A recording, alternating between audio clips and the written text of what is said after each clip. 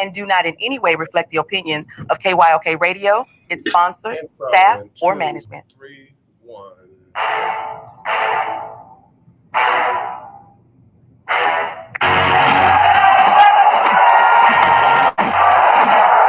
you walk out on that field today, ask yourself this question. What time is it? Game time! What time is it? Game time! What time is it? Game time! What time is it? Let's go! We ready! We ready! We ready! That look on your face about my intro music is funny. Christina's like, what's doing here? When I step on the field, I send one message. I'm silly, Christina. Don't mind me, okay? I'm telling you now. I'm chilling. Good. Football is getting hit. That's it. It's gonna be football now. What time is it? Game time. What time is it? Game time. What time is it? Game time. What time is it? It's hot now. It's hot now. It's hot. We ready? I go to the house. I go to the house. We're talking about the Jets like we're talking about the Saints. You know, all this hollering, we the Miami Heat of football. Yeah. The bottom line is you got to buckle up the chin straps. Yes, they action. Yep. Don't disrespect the game like that. There's too much crying from them. He's a man. They can be a hit just like us. He's a man. You already make the big money. He's a man. Don't cry when you step on the field, man. That's who I did. Here we go. When I step on the field, I send one message, and this is what it feels like. It feels like it is the Lunch Break Sports Talk Show here on the legendary KYOK and the all-new 92.3 FM, streaming live 24/7 on KYOKradio.org.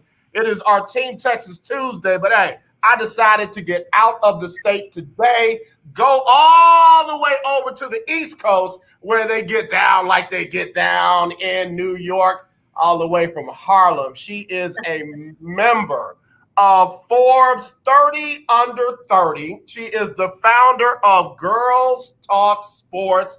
She is a former athlete and knows how to get it in. It is Khristina Williams. How you doing, my friend? I'm doing good, AJ. How are you? Thank you so much for having me. You know what? We are really glad to have you. Again, with you being a Forbes 30 Under 30, I know everybody's trying to get you for interviews and you know, drop-ins and you name it. So thank you for gracing us all the way over here in Houston with your presence. How you been, first of all? What's been going on with you? Man, I've been good, as you said, just still keeping that momentum going after being named to the Forbes 30 Under 30 list, prepping for the 25th anniversary of the WNBA.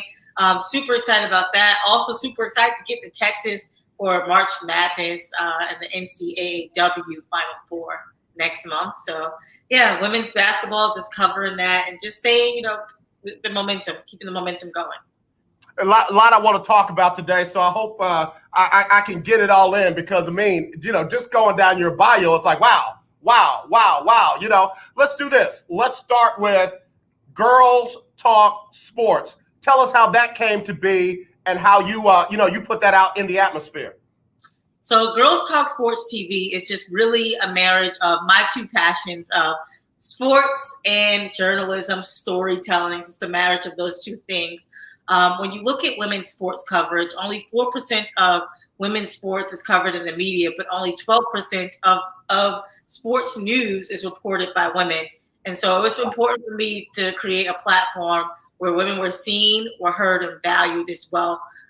For me, when I tried to pivot back into the sports industry from working in fashion and entertainment, it was so hard to get that big break or to break through. And so instead of waiting for someone to give me an opportunity, I decided to create my own niche within the industry and provide myself with that opportunity, which later eventually paid off. But yeah, that's pretty much how it came to be. Basketball's always been a part of my life. Played basketball from the 5th grade all the way up to 12 varsity sports as well. Had a chance to coach youth girls basketball, coach some AAU basketball, and now I have my own media company. And so, you know, my involvement with basketball has just evolved over the years, but I'm just blessed to be able to stay around the game. We got Khristina Williams joining us here on the lunch break on the legendary KYOK. She's a member of the Forbes 30 Under 30. She is also the founder of Girls Talk Sports TV and does a whole lot. And we're just glad to have her. When you're saying that you play basketball from 5th grade all the way up to varsity basketball, you're from New York. You play ball like that in Harlem? Yes. So playing for different teams. There was like a Showtime tournament that I had a chance to play with. Did some Millbank here and there as well. And so, yeah, I mean, basketball, especially with girls and women in New York City, it's definitely something that is common. I know in other places around the country, the opportunity for girls are not there. But in Harlem, New York, it's like the mecca of basketball, home of Dyckman and Rucker Park. And so there are a lot of girls basketball programs in Harlem. So I was fortunate enough to be a part of some of those leagues, but also play for my high school as well. And, just have a really good time. And it served its purpose for sure. I feel like sports definitely helped mold me into the leader and woman that I am today. So I'm grateful for that time. I'm really glad to hear you say that because, a lot of the stories and documentaries are about the guys at Rucker Park and, in different places in New York. But like you said, there are programs for girls, women in those areas that, probably don't get the attention that they deserve. And you know what? I don't like to wait for a particular month or day, Women's History Month, whatever, to get those kind of words out there. So, tell us more if you can. Right. So, I mean, New York City is just the home of some of the greatest women's basketball players. Sue Bird, 4-time WNBA champion. Epiphany Pressing, what she did in high school at Mary Bertram, scoring over 100 points. So you have some great women's basketball players, Tina Charles, that have come out of New York City. And so, just seeing how basketball has changed those women's lives and just the Orange Bowl period, how it changed everyone's life. I think that you can say that it's just the home of some really great women's basketball players. Amen. Glad you shared that. So you go from high school to college. Did you major in broadcast journalism right then, or what did you do originally? So when I started school, I actually majored in theater, and I was so hell-bent on like being some sort of actress or just learning theater production from the director's side, like behind the scenes. And so at that point in my life, I was actually already freelancing and working for Fashion on Television as a freelance kind of host, covering fashion weeks, red carpets, movie premieres, things like that. And then like theater kind of helped me with broadcasting. And then when I was like a sophomore in school, I decided to stick with the theater major, but also go into journalism and see how that would be a great fit to what I wanted to do, because I always knew I wanted to be in front of the camera. I love telling stories, whether it was true or fiction or whatever. And so did broadcast journalism in school, took advantage of the opportunities that were in my school. I remember my professor, who was also the head of the department, the journalism department, she would bring in producers from different networks. She would bring in anchors from different networks to kind of judge our work. So we would do packages every week as like homework. And then these like really cool people who were in the industry working at CNN, working at New York One, working at all these like prestigious media publications, they would come in and they would critique us in our postmortems. And, that was very helpful. But I was one of the students who took it a step further and reached back out to those people after they finished their guest lectures and kind of connected with them outside of the classroom. And so that's pretty much how I was able to get mentors inside the industry, people who would give me tips and things like that and refer me as well to different places. And that's kind of how I grew my network, I want to say, in the broadcasting industry. And then on the sports side, always stayed within my community of Harlem. Dyckman basketball, Sharon Bond, was one of my mentors. And so being able to report on the sidelines at Dyckman during the huge tournaments and championship games, also helping to produce different sporting events. So just building my network by literally using the resources in my hand, also like being in my community, showing up to community events and being in and around that. And so just having that drive, I was able to kind of make the right connections through the industry that would eventually teach me lessons and help me now that I have my own media company. Again, we got Khristina Williams joining us. She is a member of Forbes 30 Under 30 and the founder of Girls Talk Sports TV. And I'm loving your story because it's so unique. Most folks, when they decide to jump in that broadcast, journalism, multimedia, mass communication, that kind of thing, they end up in Idaho, or they end up in South Dakota, or they end up in some far off place just trying to crack in the door. But you were able to literally do some things right in your own community. And that's rare. That's very rare for this business. But, again, that was your path. That was your journey. Yeah, I mean, I thank God I didn't have to move to one of those weird places to do what I love. I feel like, I mean, it's just God given that journey, that path, but also just goes to show you that you don't have. Some people have to make those big moves in order to start where they start their career. But for me, I was fortunate enough to start where I was at, and like I said, I'm an active member of my local community. Playing sports, I was aware of the opportunities of sports in my neighborhood. And where it could take me, just seeing where basketball took some of the women who came out of New York. Literally, I remember growing up and across the street was a housing project, and seeing Shannon Bobbitt, who played for Pat Summitt, got drafted to the LA Sparks. She would beat all of the kids, all the boys in the neighborhood. So just seeing someone like her literally across the street from where I grew up get to the highest level because of a basketball, it just gave me hope that, even if I don't make it to the highest level, I can still have a career in sports. And so just seeing that, it just really gave me hope. Khristina, stay right there. We're going to take a quick break, but I want to come back and ask you some other questions real quick. Khristina Williams joining us right here on the lunch break on the legendary KYOK. Listen carefully to this important message. Are you tired of struggling with monthly bookkeeping or always being behind? Maybe you're fed up with paying your CPA ridiculously high hourly rates for subpar services. At Finance Pal, we know your pain. We're small business owners who understand your tax and accounting needs. At Finance Pal, we take over your books and design a program custom tailored to fit your needs. Whether it's bookkeeping, payroll, bill pay, inventory tracking, or taxes, we have you covered. We handle some or all of these services for one flat, affordable, low monthly fee. Stop worrying about your books and drowning in paperwork. Let us worry while you focus on growing your business. This setup is easy, and we give you the tools and technology to make your monthly finances streamlined and organized. Call now for a free business assessment. 800-213-9527.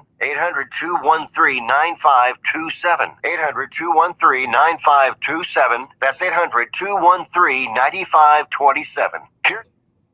KYOK 1140 AM and 92.3 FM. The legend continues. Hey, what's up? This is your boy James Fortune, and you are listening to The Lunch Break. Keep it locked. All right, y'all, we're back here on the lunch break on the legendary KYOK, the all-new 92.3 FM, streaming live, KYOKradio.org. It's normally Team Texas Tuesday, but I don't care about no Team Texas Tuesday right now. We'll talk about Dak in a few minutes. Homeboy just got paid, and I mean paid. He got his mind on his money and his money on his mind. So we're going to talk about Dak in a minute. I need y'all to get it lined up to get ready to apologize to that man. Y'all know y'all were talking about he was done. He should have took the money. He should have done all these things.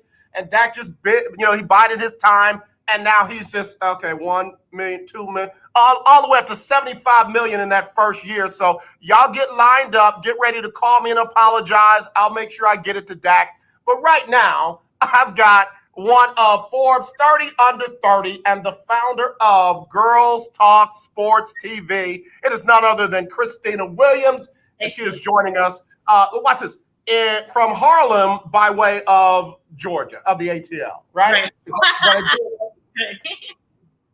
So, Khristina, I as you were talking, it was good to hear you because someone just said it best.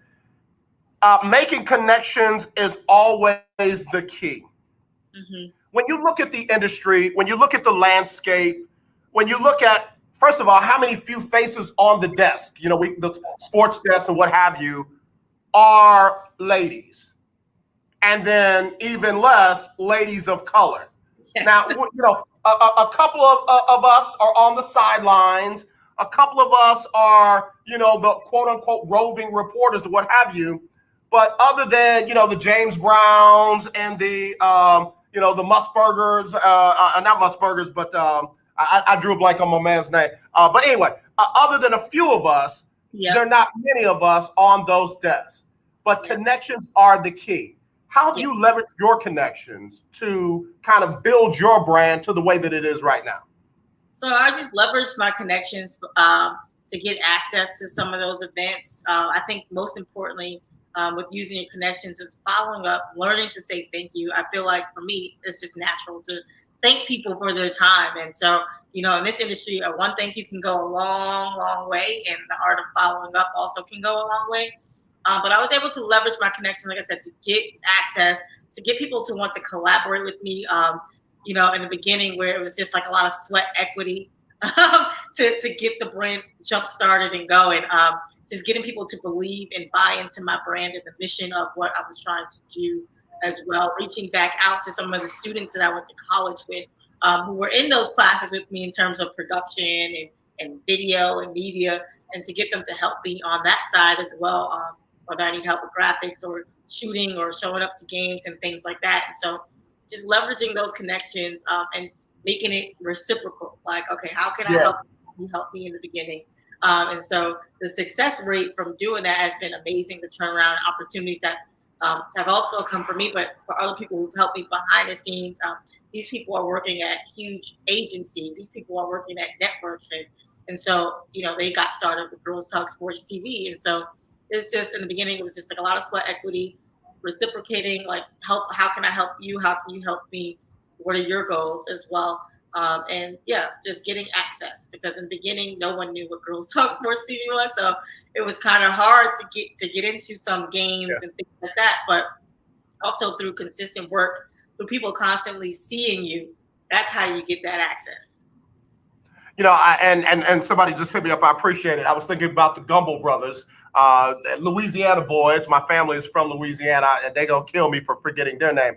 But you have found a way to do it yourself versus, I'm not gonna call it begging, but you and I have some mutual friends on social media, and somebody threw out there that the young people today don't want to take free internships, non-paid internships to get their foot in the door.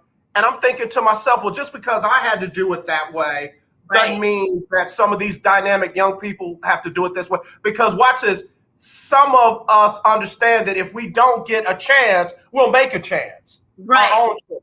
Yeah. So tell me how you balance that decision between doing it yourself versus trying to do it with the people that were out there already established. Well, for me, I had no choice really but to do it myself, because like I said, it was hard to get into those networks, those huge publications. And I felt like, well, if they're not going to give me a seat at the table, I'm going to make my own, and they're going to double back and come back to me. And so that's what happened in terms of that. But also for me, I'm a millennial, and I recognize that there is a shift happening in media right now. There's a huge shift, right? No longer is the traditional way of reporting the only way that people want to receive the news. And so I recognize that. And I recognize that also with digital journalism, it's converging with the influencer culture. And so people, they care about the news, but they also care about the person who's delivering the news to them. Mm-hmm. I was able to build my brand with just knowing that like, for me, yes, I'm a digital journalist. I am a journalist. I went to school for journalism. I've worked professionally as a reporter, but also in understanding that people want to connect with something that's real and authentic. And so, yes, Girls Talk Sports TV is my brand, and people are knowing me, Khristina Williams, as a person. And so just mixing those two things also opened a lot of doors for me in terms of brand deals, licensing and things like that, where, brands and bigger networks will come to you and pay you for your content, or pay you to license your content, or you get, influencer deals. And it's just like, how is she, you get to make your own way. Like, there is a shift happening. People want their news where they want it, how they want it. Attention spans are shortening. And for me, growing up in Harlem, I recognize my demographic. Not everyone can afford a New York Times subscription, or, those pay to read kind of subscription based sports outlets things. And so for me, just recognizing millennials and Gen Z, and just knowing my audience, where I come from, how I grew up. People want their news directly where they want it, no gimmicks, straight to the point. And so that's what Girls Talk Sports TV is. It's your cheat code to women's sports. And I feel like outlets like mine is how you grow the game. It's how you get more eyes attracted to the game, especially women's sports, where people have so much to say about the athletes, about thinking that it's not an elite sport when it is. Only the top 1% of women's basketball players make it to the league, 144 roster spots. And so just making something that's digestible, something that's available to people, and not available to them because of an economic reason. So yeah, it's a lot, but No, but I mean, again, I'm glad you detailed that, because a lot of people sometimes think that it's just this, and if you get this, then you're doing good. But there is so much that, hey, I got some brand content. I got people paying me as an influencer. I got folks that are paying me to have their presence on my space. You know what I'm saying? So I'm glad you kind of let folks know that there's a lot on that table. And oh yeah, by the way, it's your table. Yes. Kind of like that middleman out.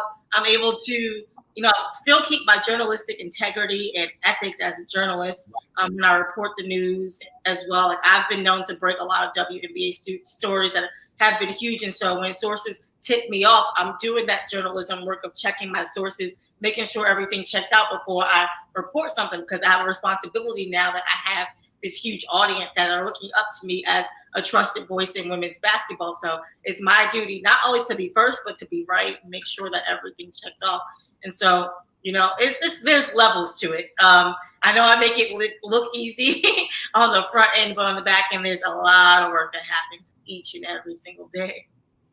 Khristina Williams, 30 under Forbes magazine, 30 under 30, as well as the founder, creator of Girls Talk Sports TV. We're so glad to have her here. I love what you just said. I say that often. Just because a person makes it look easy doesn't mean that it is. So again, I really appreciate and value what you do. Do me a favor. I really want you to help somebody right now. We've talked a lot about your successes. Tell me about your biggest heartbreak on this journey before you got to who you are and where you are today. My biggest heartbreak on this journey. I remember after the first year when I first started Girls Talk Sports TV, I was on a roll. I was making my contacts and everything. And then I remember all of my content lived on Instagram only. And there was a situation that happened where I lost access to the first Girls Talk Sports TV Instagram page. I had a lot of followers, a lot of traction, lost it. Had to start all over again on the 1-year anniversary. I remember it was July 9th, 2019. I had to start everything over again because I couldn't get access to the Instagram page, the original one. And so I remember being so heartbroken. I worked so hard in the last year to build this, do that. But it taught me a lesson in terms of scalability. Having your content available on more than just one platform, owning your content in different places in the digital space. And so from that thing, I had to start from square one, July 9th, 2019, start from all over again in terms of branding, where the content, everything. I had lost everything. And so I had to start over again on the 1-year anniversary. And that's when I did the website. I did YouTube, took up stock in Spotify, started just like owning the digital space, right? Like, and being consistent on all of those different media platforms so that the brand grew, the name was amplified, and also the women's stories lived in more than just one place. And, having subscriptions, knowing that data, having that data is so, so important when it comes to this digital space, digital journalism world. And so, yeah, it was heartbreaking to have to start over, but if I did not start over, I probably would not be where I was right now. See, that's that part. That's that part I want to get out, because a lot of folks think that if it doesn't go like this all the time, they're not satisfied. Every now and then, it's got to do one of these and then do one of those. And I'm glad that, like you said, you are better because of that heartbreak on the journey. So much better. I'm so grateful that happened. Like in the beginning, I was like, I wanted to cry. I was like, oh my God, I just lost everything. I worked so hard. But it was definitely a teaching moment, and I was able to speak to some of my mentors who work at the highest level in front office and front office executives about how to scale my content in terms of getting it to live in more than just one place. And they gave me really, really great advice, and I took that advice and ran with it. Didn't turn back since. So now you better than Khristina Williams said. I almost cried, baby. I almost stopped crying when I had my worst heart. I cried for days, weeks, months, probably a year. And listen, sometimes those tears are what water the blessings that come up from there. So again, I appreciate you sharing that. Now let's get to it. How did Khristina Williams, a former 5th grade basketball player from Harlem, end up becoming a 30 under 30 on Forbes list? How did that even happen? How does that happen, Khristina? Tell us how that happens, please. Well, firstly, I hope I get to the point where they do a 30 for 30 on me. Exactly. Put that out there. But how did it happen? Man, I mean, it's just when I look back at all of the things that I've been through in my life in terms of sports, arts, creativity, I feel like I'm right where I'm supposed to be. And how did it happen? I just always, since I was young, had a passion for, like I said, for sports. And just betting on myself, it really came down to just putting everything on the table. Sometimes I could be a huge procrastinator, but for me, I believe in God and I praise Him through everything that I do. And so for me, it was just through like lots of prayer, hard work, good support system as well. And just knowing that I'm here for a purpose that's greater than myself. And so for me, looking at that 4% statistic, that 12% of women sports reporters, it's like if I'm successful, I then open the door or make the path easier for those that are coming after me. And so I feel like that's how I ended up on that list. Obviously, I thank all of the judges, the Mark Cubans, Billie Jean King, Emmanuel Ocho, and Kyle Lyles for nominating me, and all the people who nominated me to be on the list as well. But just through doing the work, I've always been someone who has taken pride in just doing the work, and I've never really been much of a complainer. I'm someone who's played the sport, but also using that analogy in real life, like don't sit on the sidelines and complain, get yourself in the game, get your hands dirty. And so, like I said, I just think that this is something that I was always meant to do, and I'm just living in my purpose. And so that's how that little hopeful 5th grade girl has become this woman who is on Forbes 30 to 30. And I know it's something that doesn't happen often for people in my community. So when people in my community and where I'm from see me there, it gives them hope. Khristina, let me just say something now. In my other life, I'm a pastor of a church, senior pastor of my church. Okay. But like when I'm not, this is my alter ego.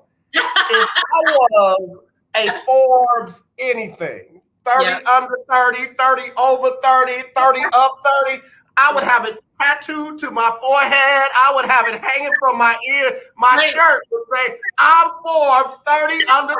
I'm just and you just hitting it like, oh yeah, some people nominated me, and I put in the hard work, and I'm just so grateful. Child, you better, yeah. I'm still kind of like, oh my God, this actually happened. Like, it's so funny because it's always been a goal of mine to make that list. And I remember when the nominations was happening, I kind of put it on Twitter, like, I would love to make that list. Like, just putting it out there, like the power of manifestation, like, right. The words we speak to ourselves, our daily like prayers and things like that. God listens, and you definitely speak things into existence. But that was something that's always been on my little checklist of goals. Like, I want to make this list. And that's something that it's so funny because like I had it written on my wall in my bedroom. I have this like life goal, like long-term goals and like the short-term goals that I will use to get there. And Forbes 30 under 30, I was like, I don't know, like if I'm gonna make a list, but it's something that has always been just sitting there. And like I said, I'm someone who takes pride in doing the work. And so doing the work. And when I got when they told me, hey, you made it to the first round, and I was like, really? People nominated me? It's like, okay, like, I probably won't let me just keep doing the work. And then the list came out, and my friend Dorothy Gentry, she covers the Dallas Wings and Mavericks as well. She's a sports reporter. she hit me up at around 7 a.m. in the morning. And she was like, girl, check the Forbes list or whatever. You made it. And I was like, stop playing. They probably made a typo. Like, you're joking. Forbes, they didn't like reach out to any of the listers yet. So, like, I guess all of our friends who looked at the list before, they kind of told all of us before Forbes could. And so she sends me the link, and I look, and I remember just like jumping up and running around my apartment in New York City, like, oh my God, like I really made it. Praising God, obviously, like thank you so much, because it opens a lot of doors once you make that list, and it just kind of validates the work that you're doing. Although I don't need validation from a person, I already just know. But just kind of like validated that the work that I'm doing is what I'm supposed to be doing, that I'm living out my God-given purpose, and that I'm here to stay in this industry. Like I deserve a seat at the table, and I belong here. Man, listen, I am tingling. I'm like, that's outstanding. I mean, because like you said, it was something that you wanted to do. That's number one. Number two, you put it out there, okay? And then number three, God took it from there. And other folks started buying into your vision by nominating you, by writing. Because I got a little insider for you. I nominated somebody for that list. And I'm going to nominate them again until they get on that list. Right. But, somebody nominated you. And then they wrote, what they had from their heart, of what they knew about you, to the point where it made Forbes themselves believe we've got to have Khristina Williams on this list. Like you said, you don't need anybody else's validation, but when God does it like that and orchestrates it like that and finally says, here, baby. I was like, okay, I made it to the first round. All right, I made it to the second round. It's like, all right, and then made the list. And so, like, I also think that it goes to show where the women's game is going. Some of my peers made the list as well. Ari Chambers from Bleacher Report, someone who also had worked with Girls Talk Sports TV in the early days, covering the WNBA for Girls Talk Sports TV, to see how her career is going so great. And on Bleacher Report, Natasha Cloud, Asia Wilson, Shanae Gumake. So that's 5 of us from the WNBA who have made the Forbes list. So it just goes to show that the game is growing. Interest in the game is going, and we are really changing the game from the media side and off the court as well. And so I'm super excited about the future of women's basketball, just simply because of that. Yeah. We, again, got Khristina Williams joining us. She is a member of the Forbes 30 Under 30. She is the founder and creator of Girls Talk Sports TV. And we're so blessed to have her here on the lunch break. I don't know if you know that it's a Christian radio station that does sports. So, when I come, why he loves me so, I'll never know. But you kind of, first of all, you talked about one of our girls, Shanae, from right here in our area, her sister, sisters, I should say. When you look at women's basketball, and not just the impact that it's having on the court, but the way that the ladies are at the forefront of being life changers and community changers. I mean, they were at the forefront of some of the civil rights protests that happened this past summer. They definitely were at the forefront of the racial injustice things and have gotten an owner out that that literally said I wasn't going to go, and now a sister is part of the ownership group, former player, now part of the ownership group. How does that make you feel when you see how the sport has had an impact on life, not just on baskets and layups and rebounds? So it's so funny because when I decided to go from behind the scenes into front of the camera for Girls Talk Sports TV, Renee Montgomery was the first athlete in the WNBA that I interviewed and sat down with one-on-one, me personally. And not for my brand, but just me personally as someone who was behind the scenes of my own brand for the first year and came back into the forefront of my own brand. So Renee, shout out to her. I'm super proud of her. How does it make me feel? It just shows that these women are world changers off the court. It shows that they've always been doing the work and they deserve their respect. They literally helped flip the Georgia Senate seat and save democracy. At that side of it, but also to see that we use our voices, our platforms to stand up for what we believe we can see real change in real time. We don't have to wait to see it. It can happen right here in our time right now. And so I think that when players also see someone who is a former player, like literally Renee, she announced her retirement early February, and by the end of February, she's a co-owner. So it's like, I don't know anyone who works harder than Renee in sports. It's amazing. It's like, I need to get whatever you got. Like, come on, Renee. Let me rub off some of that goodness. But yeah, I think it shows other players too that life outside of the WNBA or outside of sports, that you can have ownership and a stake in the league that you're playing for. So I think that's super important for players to see representation on that side as well. Yeah, I'm glad you said that. Khristina Williams, again, joining us here on the lunch break, because there was that meeting with Kyrie Irving, some of the NBA players, and some of the WNBA players, where it came out of the meeting that Kyrie said something about ownership. And that's when the barrage of attacks and negative comments and all of that, began. Why is it so negative when players talk about ownership as opposed to just being players? Why is that such just a bad taste in other people's mouths?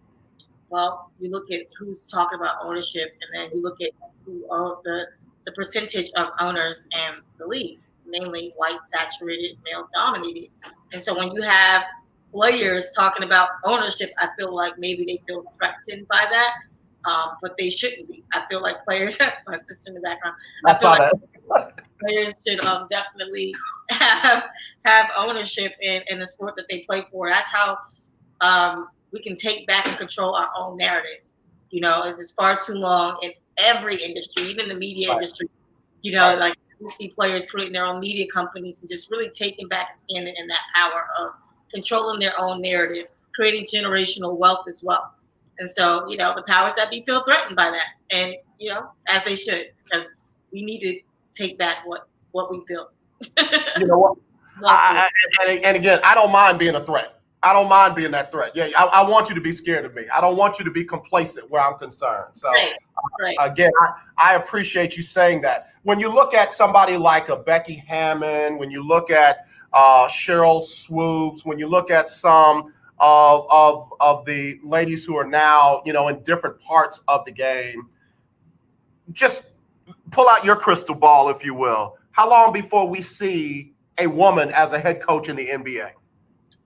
Man, I think that we are definitely closer than we are to seeing it than we are not. Becky Hammond has been doing amazing on the Spurs, but also you have women who are in the WNBA who, when the season is over, they work part-time in the NBA. Sue Bird, Christy Tolliver, Kara Lawson, who is working in the NBA now, is at Duke.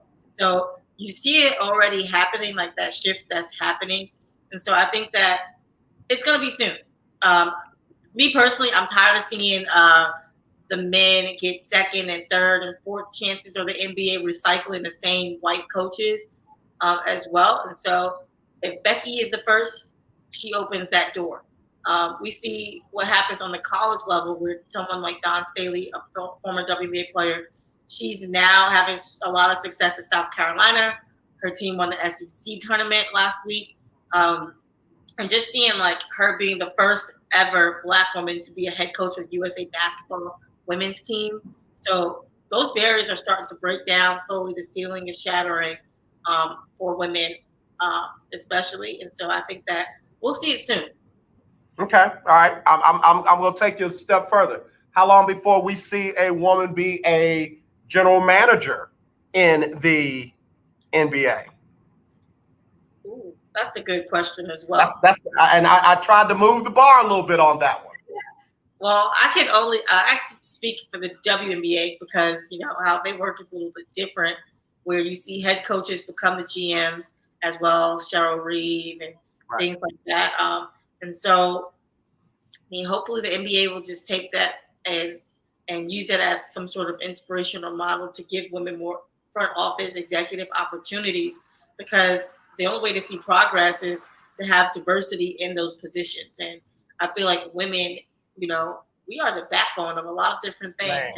And, we can lead in those positions. I mean, like I said, hopefully, like with the coaching, teams make those adjustments as well, and not only write statements or talk about equity and inclusion, like they really put action behind those words. And again, we got Khristina Williams joining us, 30 under 30 for Forbes, also the founder of Girls Talk Sports TV, joining us on the lunch break. Make a lot of statements. We make a lot of comments. We make a lot of, donations and contributions, and we honor during certain days and certain months. But when it comes time to go shoulder to shoulder, right, and say, you're a GM, I'm a GM. How do we make this league better? Or even bigger, you're an owner, I'm an owner. How do we, make this table look more diverse and what have you? It's almost like those things are different. I will come and visit you in your community long before I let you move into my community. And I guess that's where I'm trying to see if, you've already been a glass ceiling breaker under the age of 30. Yes. Is that the thought? Is that the mentality? Do you feel that wave that there are other women like yourself that are saying, hey, listen, we bigger than the month of March. We bigger than the WNBA. We can help turn a whole lot around, like we talked about on and off the court. Absolutely. Just seeing women in sports just change the game completely. I just saw last week 4 Olympians decided to create the first ever female funded and invested media company. So women are controlling their own narratives. We see, like I said, the 4% to 12%, and really wanting to, shatter that and say, we can be successful on and off the court. And if no one is going to give us a chance, we're going to make our own way. And then you're just going to have to ride our wave because we are tired. We are absolutely tired of this. And so it's really about taking that first step and just, like I said, being the solution instead of complaining about the problem. And I feel like women are at a point where that's happening. Everyone's fed up. And so we're just like, all right, well, how can we work together to make a change? And so seeing that. Your last statement, I want you to tell me, and I'm going to make sure this gets out. How can we men, your colleagues, your brothers, how can we help you for real? Again, not just for a month, not just when we have the Breonna Taylors and things like that, but for real, how can we help our sisters, do all that they want to do, be as great as they want to be? Well, first and foremost, just me being on your show is a way of helping to get my voice out there, my platform to a new audience. So thank you so much, AJ, for your help. Watch the game, invest in the game, retweet, read work, just support the work of the women who are doing it on the ground. Be an ally in that way. Advocate for us in your office spaces. Refer us. Just little steps like that can help go a long way when we have people who are on our side as well. But also just support the work and watch the game because that helps. Numbers help. Yeah, absolutely. Absolutely. Well, listen, I'm excited about you and what you're doing and how you're doing it. I'm excited about a lot of the names that you named on this show. Obviously, the WNBA, just really took it to a whole nother dimension after the last season. So I literally, after that last shot of the last game, I was like, okay, when do we start again? So excited. I'm so excited about the 25th anniversary of the league. We know that the draft is happening April 15th at 8 p.m. 2-hour special, first ever on ESPN. And so just even seeing how when we are given the opportunity, ESPN put more games, CBS put more games, that we can excel and be successful. Last season was the highest rated season.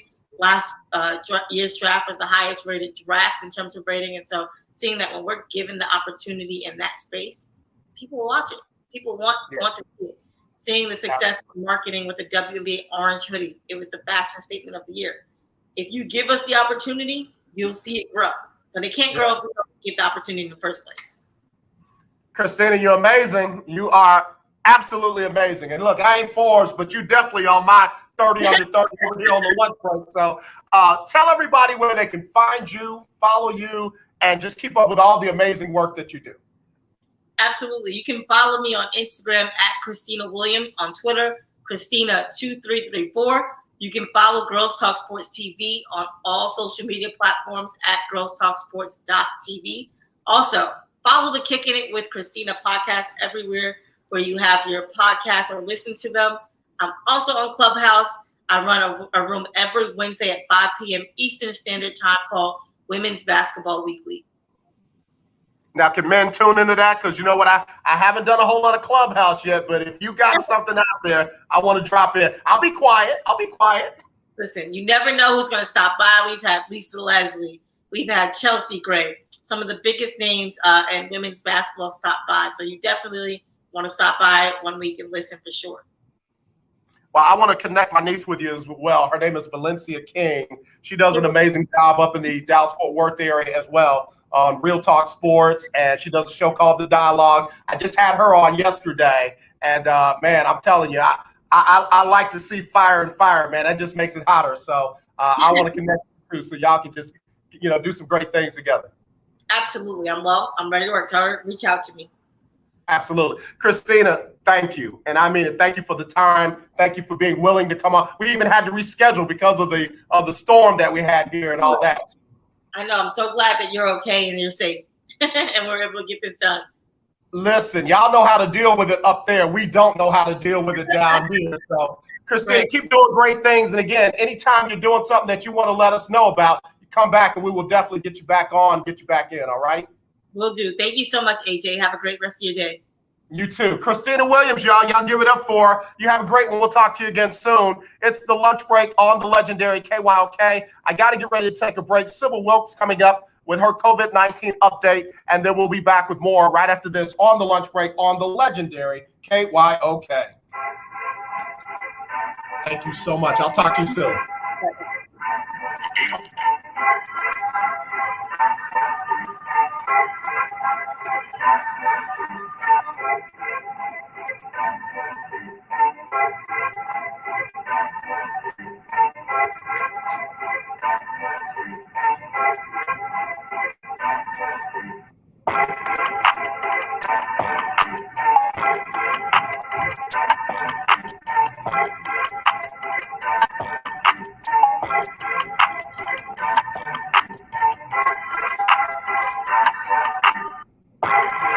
Sybil Wilkes with what you need to know today. The investigation into Donald Trump's role in the 2020 Georgia election is ramping up. Last month, Fulton County District Attorney Fonnie Willis announced a criminal investigation to determine whether the former president illegally interfered in attempts to overturn his Georgia loss. Fulton County's first black female DA has announced her office is examining charges against Donald Trump, including solicitation of election fraud, the making of false statements, and racketeering.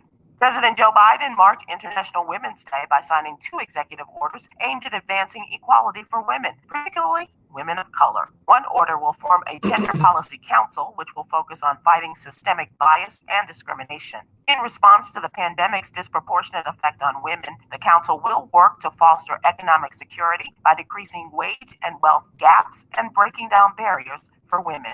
To subscribe to my free daily newsletter, please visit SybilWilkes.com. Be informed, be empowered. This is Brian Courtney Wilson, and you're listening to The Lunch Break. All right, y'all. We are back on the lunch break on the legendary KYOK and the all-new 92.3 FM. I'm AJ Jones, and man, I tell you what, I am just overwhelmed, man. I really enjoy Khristina Williams on the show. Let me get to a couple of the comments that y'all had. Felicia Yolanda Green Johnson, incredible.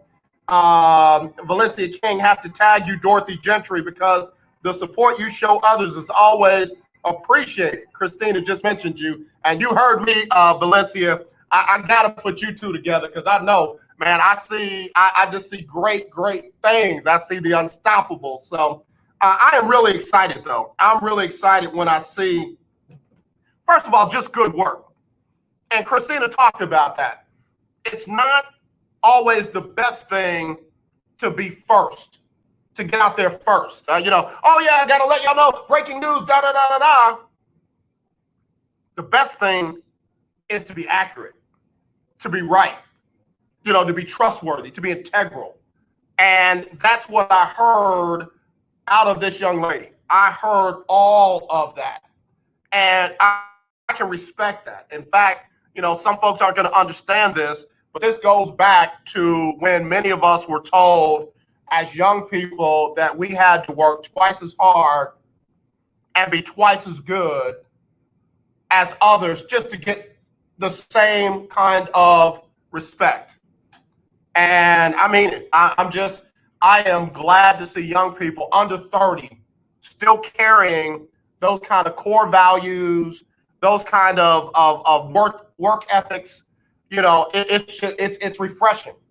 A lot of folks talk about, oh, this generation this and this generation that. I'm going to tell you, when I think about the Valencia Kings, when I think about the Khristina Williamses, when I think about the Vashti Hurts, when I think about the Sheena Quicks, when I think about the Kelsey Nicole Nelsons, I see a bright future. And I'm not just talking about in the world of sports. All of those ladies that I mentioned right there, all of those young ladies that I mentioned right there are impactful in every way. Not just behind a microphone, not just behind or in front of a camera, but in every way. Their presence is atmosphere change. I'll never forget. Valencia, I wish you could call me if you could. 281-453-1000, 281-453-1000. Valencia is one of those young people that when she walks into a room, folks are like, yo, who is that? Who is that? And then when they hear the quality, when they hear the knowledge, when they hear the, just the queendom, that's what it is. And it's like, oh, wow. And again, I want to get it out of just this month. I want to get it away from just yesterday. I'm glad we have Women's Day and Women's International Day and Women's History Month. I'm glad we have those things. It's just like Black History. If folks did it right, we wouldn't have to have those individual months. But folks don't do it right. So I'm going to honor it. I'm going to celebrate it.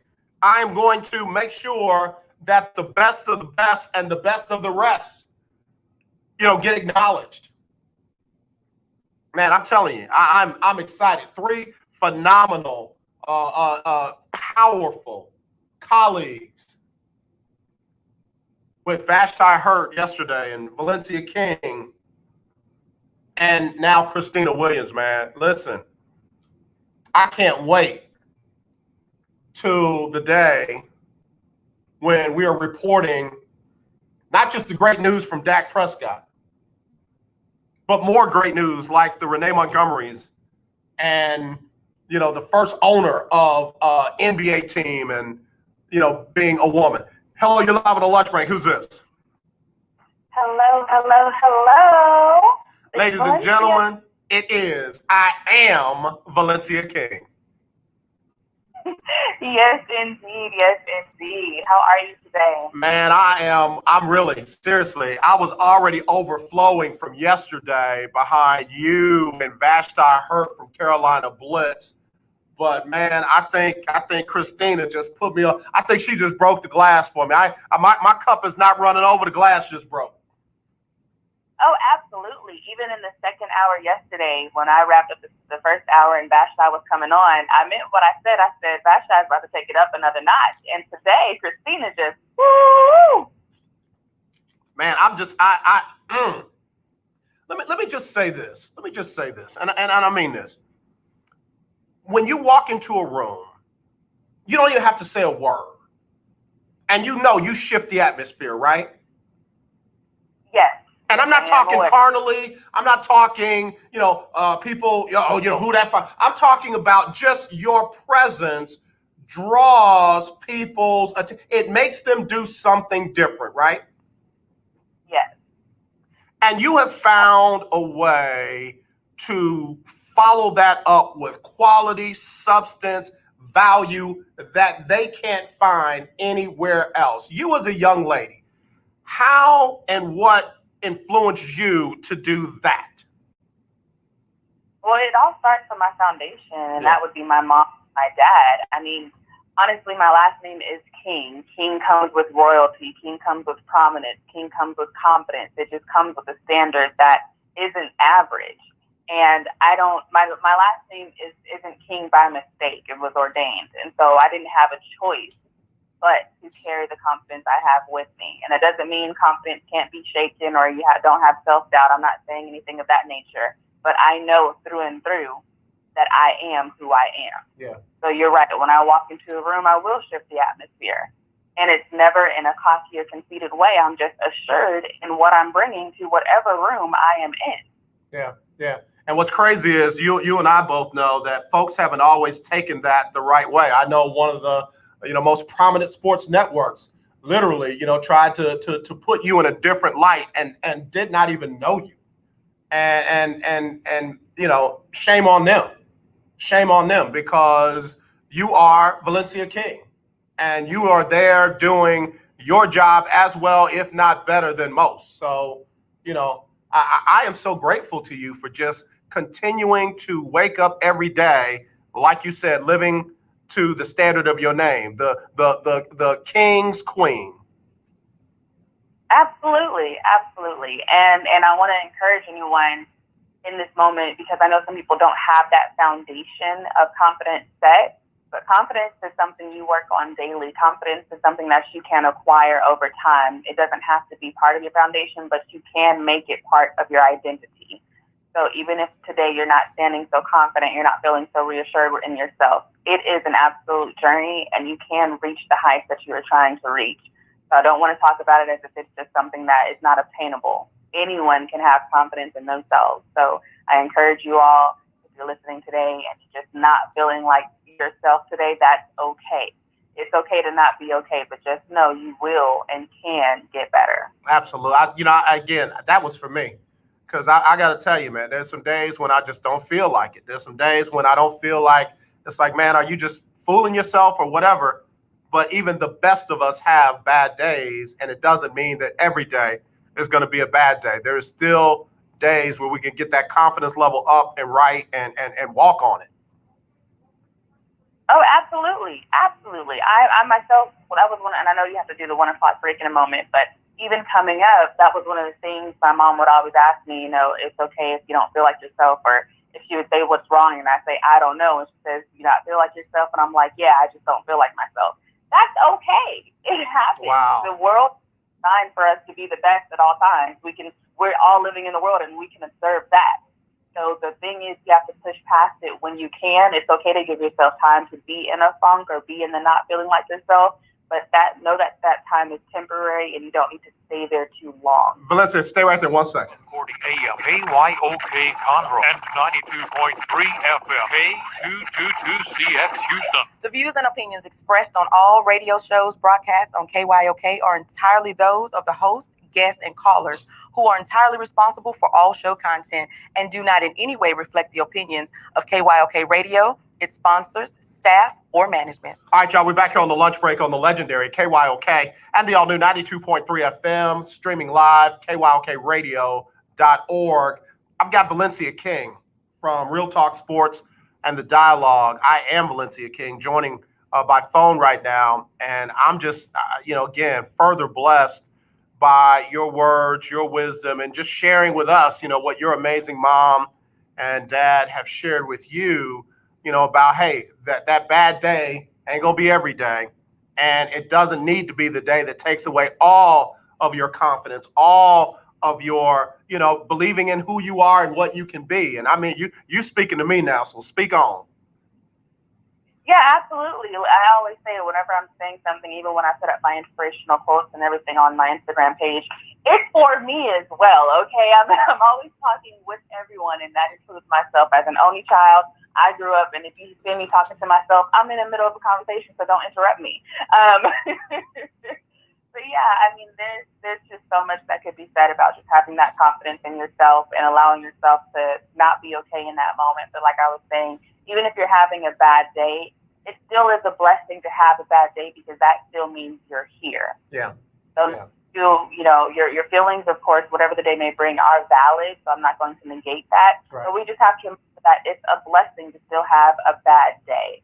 And any other day that you can think of in your life where you thought you weren't going to make it through, well, ta-da, you made it through that one, so you can make it through this too. I have often remembered you telling me about being careful with what I say and what I put in the atmosphere. And I will literally catch myself. You're nowhere around. I'll literally catch myself and I'll say, Valencia, Valencia, Valencia. And I'll change my words. And again, under 30, but so much wisdom, so much knowledge. And I've seen you exude it. So not only do I hear your words, but I've got imagery that I can follow out of that, whatever I'm going to say negative into the positive truth that I need to be saying. Yeah, and it's an everyday practice. When I promise everyone who is listening, or if you're watching the replay on Facebook Live, I promise I am talking to myself as well. It is an everyday practice because there are, self-doubt, thoughts that may creep in, or just having days where you're just not reassuring yourself, and that's normal. The thing is, you have to recognize it and counteract it. So even if that literally means if you have a negative thought and you have to say, you know what, out loud, I do not receive this negative thought. I'm going to replace it with a positive one. As cheesy or cliche as it may sound, these little things work, and they add up to bigger steps, so that way you don't have to deal with self-doubt as much. What's crazy is, as you were just saying that, I was thinking about the sports that we cover. And it's almost like we commit flagrant fouls on ourselves for no reason. In football, it's almost like we commit unnecessary roughness on ourselves for no reason. I mean, yeah, you mess up and you start over. Yeah, you make a mistake, or, say the wrong thing, do the wrong thing. But there's no reason to, commit a flagrant foul on yourself or unnecessary roughness. Like you said, you can get back in there and play the next play. So I literally, man, I felt that in my spirit. Thank you.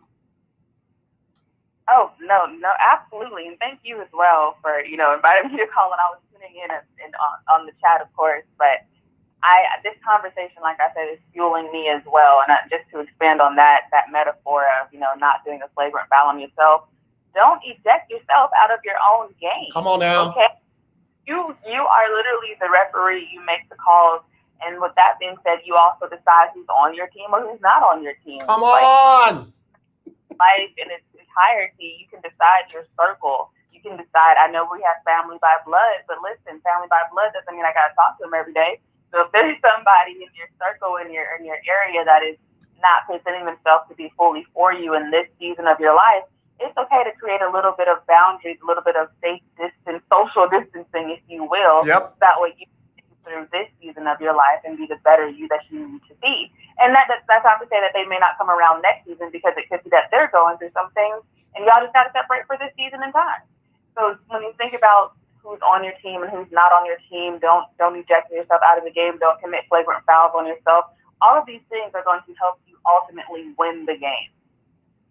Girl, you better come. I mean, when I tell you I'm about ready to shout, I am about ready to shout. Valencia, some people are there to spectate, to admire, to view. But there are other people that are skilled and qualified enough to appraise or evaluate the quality of the talent. Those two roles don't always exist in the same person. So I know for myself, there have been people that I've been listening to them as if they are the appraisers of my life, when they literally are a part to see the things that God is doing with me, for me, through me in my life. And I got to just make sure I'm listening to the right people, as opposed to the ones that are supposed to be there to witness what's being done with me, for me, and through me. Oh, absolutely. I mean, like the saying goes, you can get good advice from bad people and bad advice from good people. You have to take all the information that is coming your way and just have that discernment to evaluate how it will be received in your life or where you're at in this moment. It doesn't mean you have to say, you don't have to tell anyone directly, no, I'm not listening to you. Receive whatever they're saying and then decide what you want to do with it. You don't even have to exert energy to combat it. Yeah. That back in the day, for your time in the country, they used to say, chew on the meat and spit out the bones. Chew on the meat and spit out the bones. Love it.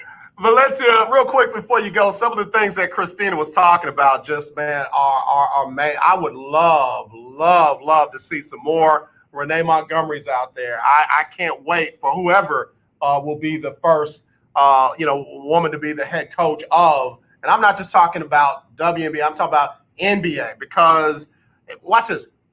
It's nothing for a man to be a coach in the NBA and a head coach in the WNBA, but some kind of way, it's a big thing for a woman to be a head coach in the WNBA, and it's almost impossible for her to be a head coach in the NBA. So I'm looking for those glass ceilings to be broken soon.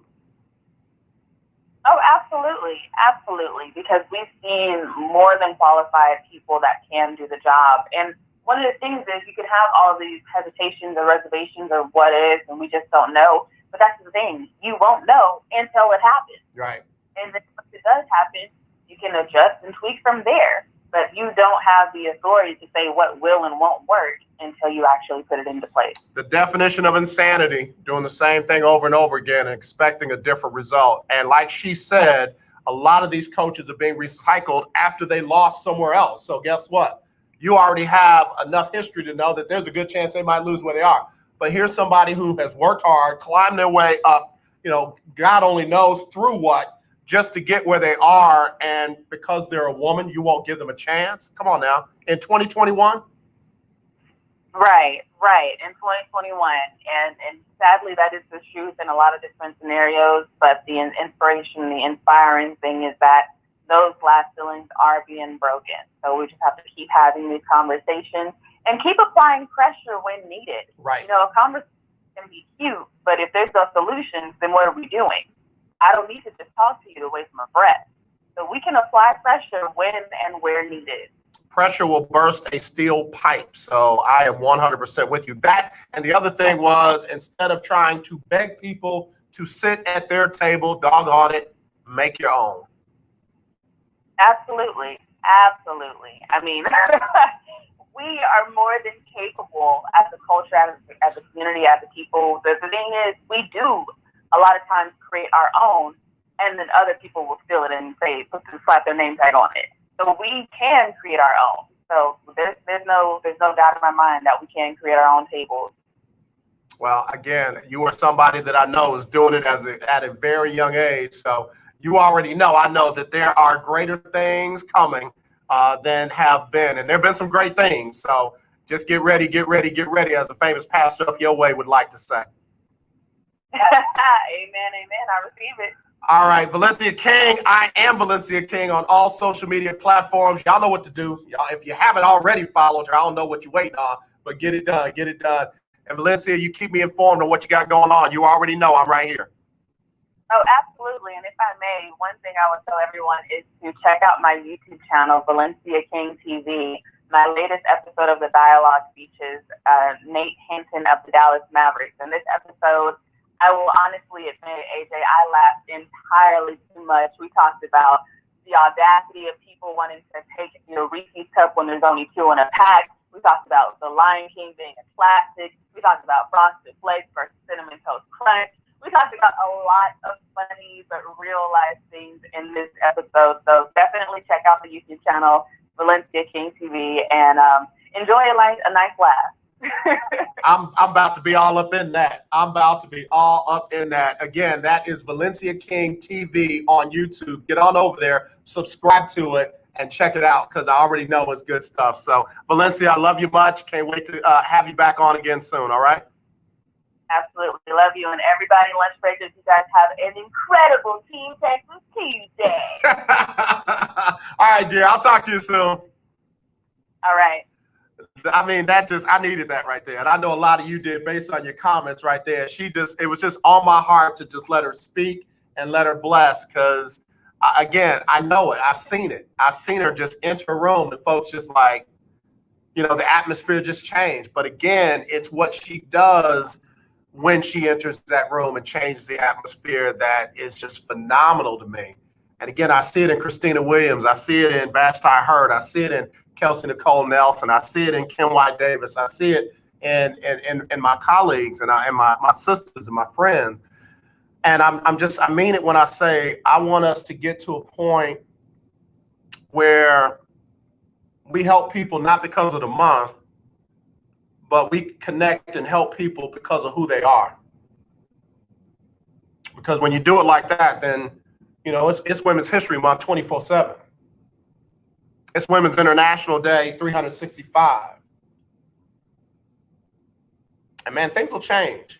You know, when I look at everything that's going on right now with the royal family and Meghan Markle, and when up with George Floyd in the trial, and you know how people getting all goofy over, you know, Mr. Potato Head and Dr. Seuss, and you know, you got people standing in front of the Capitol building talking about take these walls down, when just 2 months ago folks were trying to run through there and kill folks, and now you're trying to make a political statement. If we just do things for real and not for show, and not because we're told to do them, man, just think how different things will be. I'll be right back. We'll talk sports right after this on the lunch break on the legendary KYOK. Attention business owners, listen carefully to this important message. Are you tired of struggling with monthly bookkeeping or always being behind? Maybe you're fed up with paying your CPA ridiculously high hourly rates for subpar services. At Finance Pal, we know your pain. We're small business owners who understand your tax and accounting needs. At Finance Pal, we take over your books and design a program custom tailored to fit your needs. Whether it's bookkeeping, payroll, bill pay, inventory tracking, or taxes, we have you covered. We handle some or all of these services for one flat, affordable, low monthly fee. Stop worrying about your books and drowning in paperwork. Let us worry while you focus on growing your business. This setup is easy, and we give you the tools and technology to make your monthly finances streamlined and organized. Call now for a free business assessment. 800-213-9527. 800-213-9527. 800-213-9527. That's 800-213-9527. Here's an important COVID-19 school system update for your local area. If you're concerned about your child's education, please pay close attention to this message. The current school systems were not set up for at-home learning. If you're worried that your child may not be getting the grades they need to get ahead, maybe losing self-confidence, or you're worried about them getting into a good college because of their grades, help is available to you. Call Grade Potential Tutoring. They can help with in-home or online tutoring and help your child with any subject at every grade level, even for test prep. They're experts in the home tutoring and online tutoring field and confident they can help you and your child get better grades today. Call now for your free consultation. 800-580-7680. 800-580-7680. 800-580-7680. That's 800-580-7680. The legendary KYOK 1140 AM and 92.3 FM. The legend continues. My name is Devon McDonald from Jamaica. Live in Indianapolis Colts, and you listen to the lunch break. All right, y'all, back here on the lunch break on the legendary KYOK and the all-new 92.3 FM. Valencia, if you're still listening, I'm not going to read the name of the person that sent this message, but I want you to hear the message. They text me and they said, I do not believe it's an accident that I'm hearing Valencia King's message on a day where I couldn't have needed it more. And then they said, praise God. I mean, again, if you ever think, Valencia, you having one of those days where your words, your efforts, and all that don't matter, somebody text you today at 1:05 p.m. I do not believe it's an accident that I'm hearing Valencia King's message on a day where I couldn't have needed it more. Praise God. Yep. All right. That's how it was supposed to be today. Khristina Williams, wherever you're listening, you cracked this thing open today, and we just gonna roll with it. We're gonna roll with it. All right. So Dak Prescott is somebody that could definitely fit into what we're talking about today. When I tell you things could not have looked more bleak, I'm not trying to be melodramatic. I'm just trying to tell you how it is. Dak Prescott, on every hand, believed in and banked on himself and it looked like he had chosen wrong. You had people lying about how much money he was hoping to get. Chris Sims. You had people, putting false information out there about why Dak was turning down the money that was being offered to him. The reality, it was more about the length of the contract and not the dollar value of the contract. And then for whatever reason, the deal didn't get done by July 15th last year, and Dak had to play under the franchise tag. And Dak never complained. He never did not show up. He never held out. He just kept banking on himself. Dak didn't go out there and half play a game. He didn't go out there and just kind of show up and not show out. Dak was out there running for his life, trying to make it do what it do, and even made it do what nobody thought he could do against Atlanta when he brought them back from down by 1 million. And then the worst thing possible, Dak got hurt. Right around the same time, Dak's brother got killed. Again, just couldn't have, I can't imagine what Dak was thinking at that time. Probably one of those times where, like Valencia said, I just don't know. I'm just off right now. I don't know. Might have even said some negative words like, man, I messed up. Or, gosh, I can't believe all this is happening at this time. And then all he could do at that point is just wait. And he waited. And again, no negative comments, no leaks on, from his inner circle. Just let everybody else do all the talking.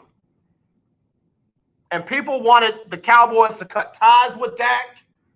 People still say, that he's not going to come back and be the same. Whole lot of negativity about the man, but no negativity from the man. And then yesterday happened. And yesterday, we find out that Dak and the Cowboys agreed to a 4-year, $160 million contract. $126 million of that guaranteed. In fact, in the first year of the deal, Dak is going to get $75 million. First year. I'm sorry. Tell me again where he lost. Tell me again where he messed up. Tell me again where it looks like the organization is going to get rid of him and go with Andy Dalton.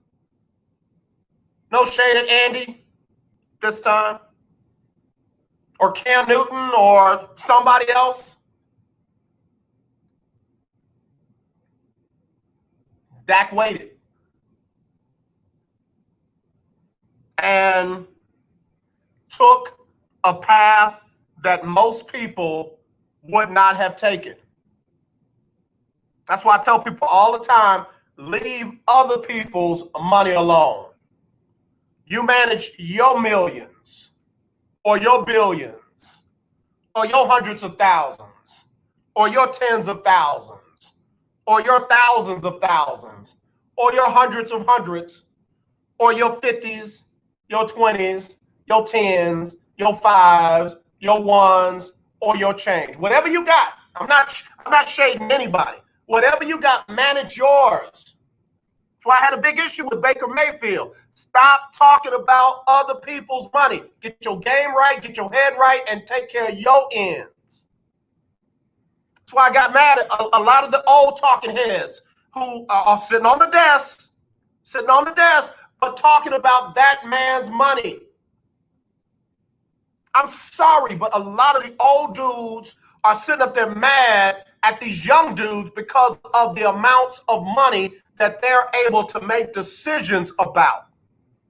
And they ain't lying. Many of them would have taken less, which was still more than what many of them had a chance to make.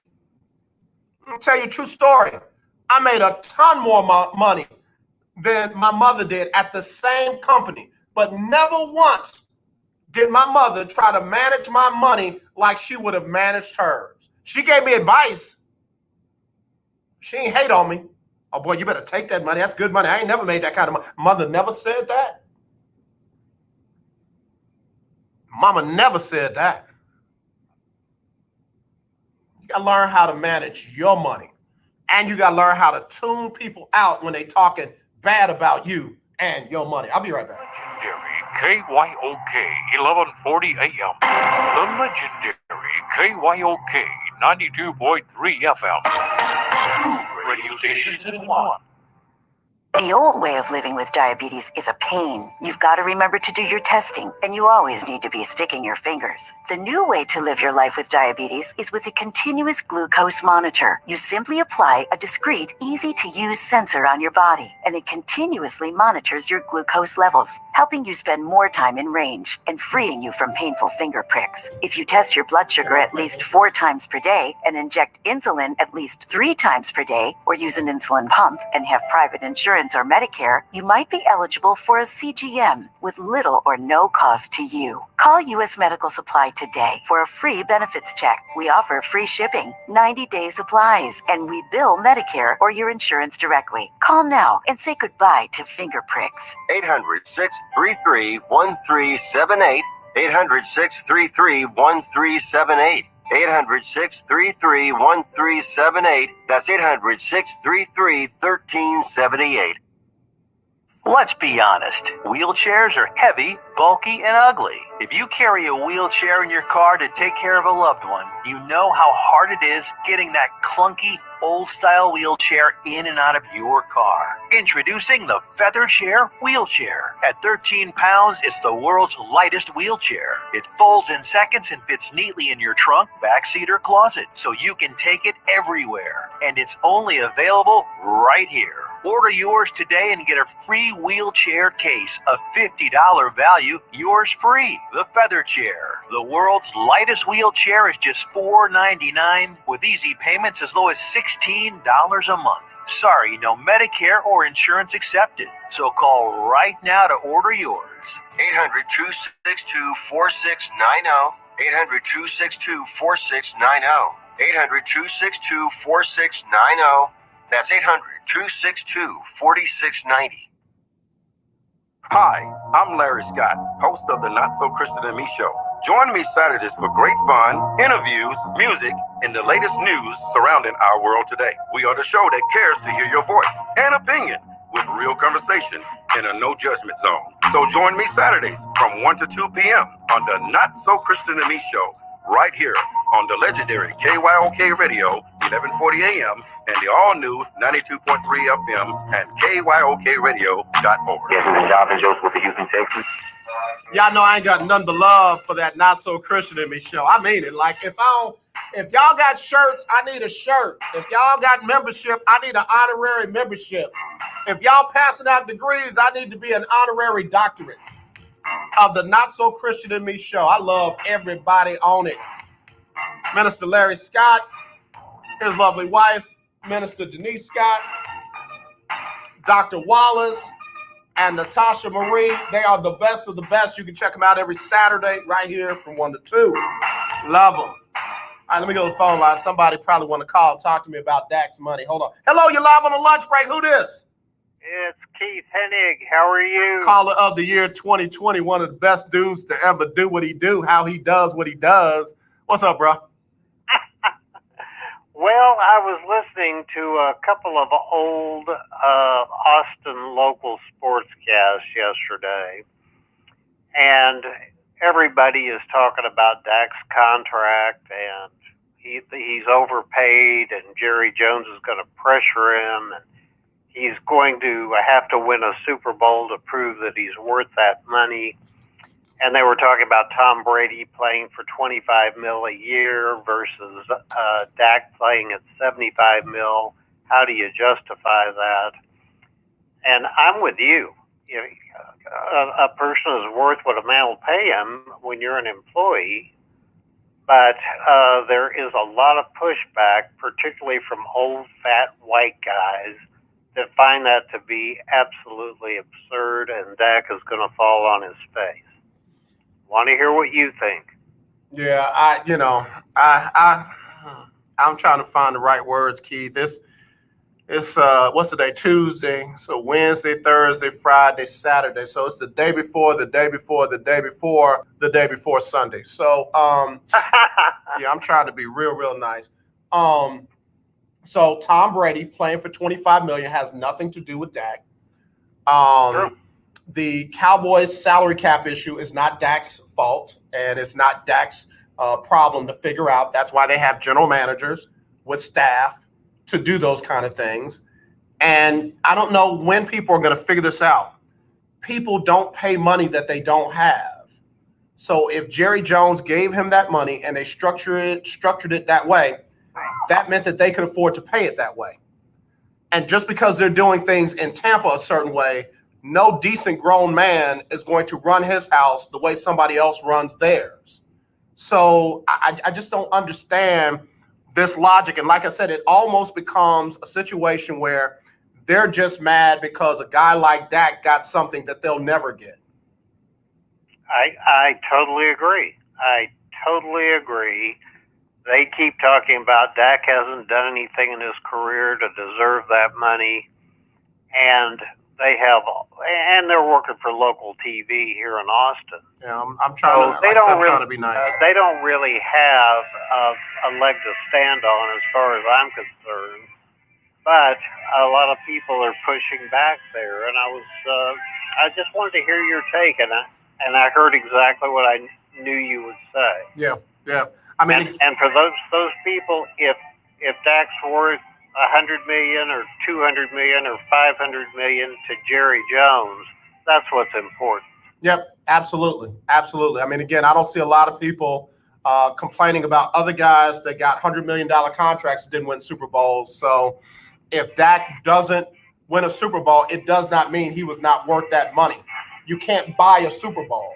You play to win a Super Bowl. So that is true. Yeah, those don't go hand in hand anymore.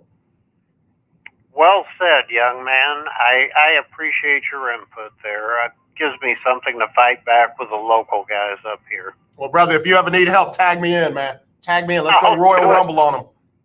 I'll do it. We'll get that done. All right, Keith. Be safe out there, man. You too. Thanks, AJ. All right, Keith Hennick, Caller of the Year 2020. Always a good call. Always a good call. Listen. All right, let me take another call before I go. Hello, you're live on the lunch break. Who's this? Brother AJ, this is Ferdinand. I seem to be calling after Keith, so I must be following behind good footsteps. Yeah, I mean, I can't go wrong when I got Caller of the Year 2020 and Caller of the Year 2017 back to back. So what's going on, my brother? Good seeing you the other day, by the way. Oh, yeah, absolutely. It's always a pleasure, man. Anytime we can meet up, man, it's always a pleasure, AJ. I like the contract. I would see, AJ, a championship in Dallas before I would see it in the Texas organization. So, True. You know, Jerry has gambled a lot with money along the way. Deion Sanders, he gave him a bunch of money. But what Jerry does do, he keep a competitive football club. And that's what people, at least if you can't win a championship, keep the games competitive. Of course, you're not going to make it to the playoffs every year, but you always should be striving for that. They have good structure. I just think that a couple of pieces of the puzzle with that would definitely get them forward in the playoffs. So I'm happy for what's going on in Dallas. They just need to add a couple of pieces on the defense and offense. And I think that, man, look, you need somebody besides, to offset that running. And if you can get like 3 or 4 guys on that team, man, it could really, really solidify what they have. And contracts are contracts. Money is money. If they have it, pay it. And if you don't, we understand. But if you have it, do what you can to do to keep making Dallas great. It's supposed to be America's team, so hey, man, Jerry, I ain't mad at it. Yeah, you said a lot, and I agree with it. The Cowboys will win a Super Bowl before the Houston Texans will win. Write it down. Write it down. And then number two, they're only a couple of players away, man. We talked about it. If they can shore up that offensive line, if they can get a little help in that secondary, and and just protect Dak and get off the field on third downs defensively, guess what? That team can do some things. First of all, winning the NFC East is not impossible. A 7-9 team did it last year. So the Cowboys getting back to the playoffs is doable. Them making some noise in the playoffs, all they got to do, work on that line, shore up that secondary, and add a couple of spots here and there. And guess what? They back. When Dallas won a championship with Emmitt Smith and Jimmy Johnson as a coach, they had a line. Yep. They opened up holes for Emmitt to do what Emmitt needs to do. Yep. Emmitt wasn't the best running back in the NFL, our history of running backs. But he knew what to do and when to do it. That's what makes a good running back. So the line is essential for a quarterback to be able to do things they need to do. And you have to have a mediocre defense, or it's not going to work. You got a lot of teams that we saw last year, AJ, that are climbing the ladder. And defense is coming around. Who would have thought Tampa Bay? And we saw them. I mean, week after week, they got stronger and stronger. Yep. They was improving. So that's what you look for, teams like Dallas and whoever else want to compete to go, not only just to get in the playoffs, man. I could probably get in the playoffs. What you going to do when you get there? I don't want to be out the first round. Go far deep. So that's what it's all about. Absolutely. Absolutely. Appreciate the call as always, Ferdinand. Yes, sir. God bless. And, man, keep on keeping on. Thank you, Ferdinand. Tell my sister I said hey. Okay. All right. Appreciate it. All right. Good call. Let me get another one in. Hello, you're live on the lunch break. Who's this? This is Blackshear, man. What's up, TD Blackshear? And I'm doing all right. You all right? Man, I'm feeling great up in here. Man, tell that joker Ferdinand to stay in his lane. Man, he has no business trying to critique the Cowboys. Listen, man, the Cowboys need to work on that offensive line. They finally need to realize that they underestimated Byron Jones in that secondary. That boy was a baller. And they got to fill that void, that secondary. Yeah, man, that was a big void. And once they do that, I promise you they're gonna be all right. Yeah, I'm with you on that. We all know that, but don't sit up there trying to throw no shade on the Cowboys. Emmitt Smith did what he supposed to be doing. He was a top tier. Matter of fact, he is the top tier running back. Don't try to throw no shade on the man because the man ran the ball. Blackshear. Yes, sir. Now you know, some folk like Mona Lisa and some folk don't. She looks beautiful to some, and other folks like, wait, what? That's what Emmitt Smith was, brother. He got the record, but he ain't the prettiest one at the ball, bro. No. You know the deal. No. See there, see, you have to learn to dance with. You just got to talking about. Don't be trying to count nobody else's money. I ain't count his money. I'm counting his yards. Now you trying to talk about is the man. The beauty is in the eye of the beholder. Blackshear, I ain't counting his money. I'm counting his yards. Emmitt did his job. He did. 4 yards, get down. He did. 4 yards, get down. He did. 4 yards, that's 3 downs. That's a first down. He did. He did that for what, 13 years? He did. And it ended up what? Giving him 3 championships because he had 4 or 5 of them. If Jerry Jones would have left the Cowboys alone. Yeah, if he had left the head coach alone, they would have about 5 of them. Yes, sir. But man, I just had to call. I was just enjoying the show. The young lady who just got through speaking, Valencia King, you know, she must be kin to us. She must ask her parents. Ask the next time if her parents from East Texas. Because that's my mother's maiden name, Kane. You know what? And I'm trying to think now. I know her dad is from Cleveland or Akron area, and her mom is from California, if I'm not mistaken. So I look, distant cousins. That's what they are. Well, we had my grandfather had 15. Okay. So and a slew of them, when they left East Texas, went California. Mm-hmm. And so we had some go to Dallas, Texarkana, and then a couple came to Houston, but a slew of them went up to California. Yeah. And so we may be kin. Yep.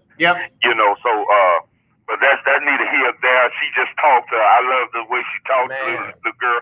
I mean, I won't call her a little girl, but you know what I'm saying. But she spoke some stuff, and it's just good to hear folks speaking positively, even in the midst of some dark and some dreary type moments, that you can overcome those things. In fact, the Bible tells us you ought to be able to encourage yourself sometimes. Yep. But at any rate, man, I had to call. I don't like nobody throwing shade on the Cowboys. If you're gonna speak about the Cowboys, you speak of them in the highlight. Yes, sir. We stand corrected, Mr. Blackshirt. Yes, sir. I sure appreciate it, man. God bless you, man. And we'll see you at the top of the mountain next year. All right, bro. All right, y'all. Listen, y'all be sure and get there now. I might not get there with you.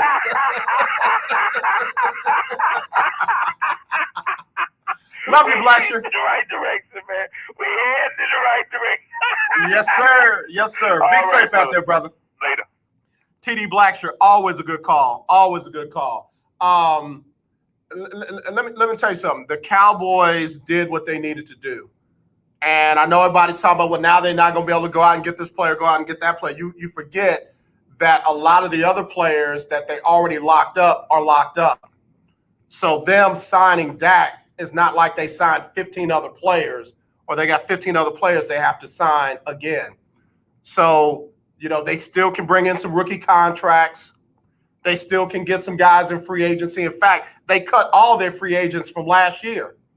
The Cowboys can rebuild this thing. And, oh, yeah, by the way, the winner of their division was not 13-3. They were 7-9. The Cowboys are closer to it than you think. They locked up the spot that you have to have in this league, and that is their franchise quarterback. And for all the folks hating on the money and, Tom Brady's the only player, Tom Brady is not the end-all, be-all as far as quarterback contracts go. I'm sorry. How Tom Brady handles his business does not dictate how everybody else handles theirs. Tom Brady has been in the league how long? Yeah, he can afford to do that right now.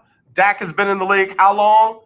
Dak can afford to get all the money now and be able to do some of that on the tail end. Dak is not the GM. He did not go into the bank and take money out for himself. Stop that. Just quit. It's just crazy to always have an excuse why a guy shouldn't get paid. Everybody said that Kansas City was gonna fall off now that Patrick Mahomes took all the money. Where was Kansas City again? Where were they? In the Super Bowl. Now they got ate up, but they were in the Super Bowl. Take a break. I'll be right back with more right after this. Oh no, I got a little time. All right. So anyway, 281-453-1000 if you want to get in. 281-453-1000. It's the lunch break on the legendary KYOK. You're listening to 1140 AM and 92.3 FM, the legendary KYOK. Now, in-home or in-office do-it-yourself COVID-19 testing is available to you, and the results are 99% accurate. Save your time and be safe by avoiding the lines and crowds. You can test yourself and your family members at home. Test your employees at work, making sure your workplace is safe. Simply call Citation Bioscience at the number we're about to give you to order your COVID-19 testing kits. When they arrive, follow the simple instructions and send them back to us with our prepaid shipping. Results are ready the next day in 95% of the cases. And remember, they are 99% accurate and reimbursable by your insurance company. Save your time, stay safe, and avoid the crowds. Order your COVID-19 kits now by calling this number now. Pricing starts at $119 and discounts are available for larger orders. Call now. 800-247-8046. 800-247-8046. That's 800-247-8046. Do you watch television? Of course you do. Then have you tried Dish TV from All American Dish yet? No? Well, now is a great time because we're giving everyone that calls today a 2-year locked-in price. Your rate will not change for 2 years. The clock is ticking. Call now, get Dish, and get your price locked in for 2 years and save yourself some money. Dish has your favorite TV programs, even Netflix and Amazon Prime built into the DVR. You can even watch Dish anywhere you have an internet connection. Plus, we've even got awesome discounts for the military and seniors. Oh, and one more thing. Call All American Dish now and we'll even give you a free Google TV voice remote, free installation, and free equipment. Don't wait. Call All American Dish now. 800-296-1302. 800-296-1302. 800-296-1302. That's 800-296-1302. You don't sit behind a desk every day to earn a living. You're out and about making it happen. And sometimes you get a little bit behind on your paperwork, like bookkeeping and paying your taxes. It's easy to get behind on paying your taxes. It happens to the best of us. And you know what happens next. The big bad IRS comes knocking on your door. And when that happens, you need to call the good old boys at the Tax Doctor. Let them do what they do best. Deal and negotiate with the IRS so you pay the lowest you can in back taxes that the law allows. We are a 100% U.S.-based company, and we've saved our clients millions over the years in back taxes.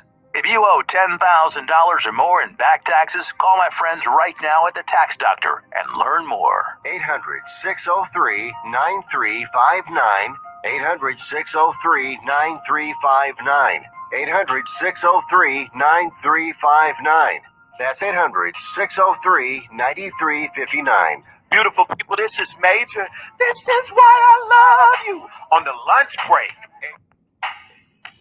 Did I mention that Dak Prescott's contract also has a no trade clause in it? It does.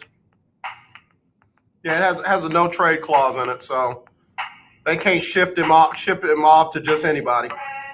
I kind of like that. Not only did he get the money, but he got some control.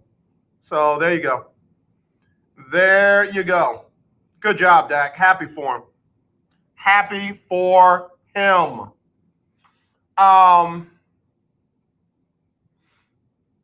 Couple other quarterbacks now. We'll have to see what happens with them. Both of them already under contract. Talking about Russell Wilson and Deshaun Watson. As I started talking about at the end of last week, there is a very good chance that Deshaun won't get moved. And I know, Texan fans are happy about that, most of them. I'm not talking about the petty ones. Oh, get him out of here. He don't want to be here. Get him out of here. He's a hater. Took all that money. Hater. I ain't talking to y'all. I'm talking to the true Texan fans. There's a good chance he won't get traded. $40 million cap hit, dead money, if he gets traded. Can't amortize that out, push it back, can't front load, back load, can't move that money. $40 million dead money cap hit if they trade Deshaun this year. If he sits out, they can at least get about $21 million back if they find him. And I'm sure they will. They're not going to do Deshaun a solid. So all of a sudden now you've got $21 million to help pay for that dead money hit when and if you decide to do something about it. So, their best bet is to hope that Deshaun decides to at least come in and play. And then they find a way to do like they did with Andre Johnson several years ago. Remember when Andre Johnson held out because his contract, he had far outplayed it. I'm not mad at him for holding out. The Texans basically told him, come on in, we'll work it out. We'll figure it out. And they did. They can only hope to do something like that with Deshaun. Come on in. Let your new contract kick in. Let us not have to get that $40 million, hit and let us try and find a way to move you under your new contract than under, all the other stuff to go into it, because the new one hadn't kicked in yet. I don't know if Deshaun would trust the Texans to do right by him.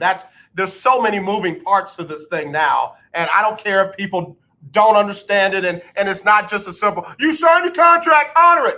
If the person who gave you the contract is not honoring their end of it, guess what? Sometimes you break the contract. I'm talking to business people now. I ain't talking to fanatics.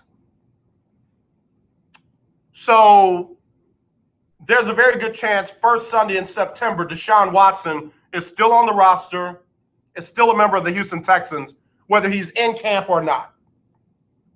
And it's almost as if the Texans got to hope he's not in camp so that they, like I said, can start fining him to the tune of some, $20.6, $21 million.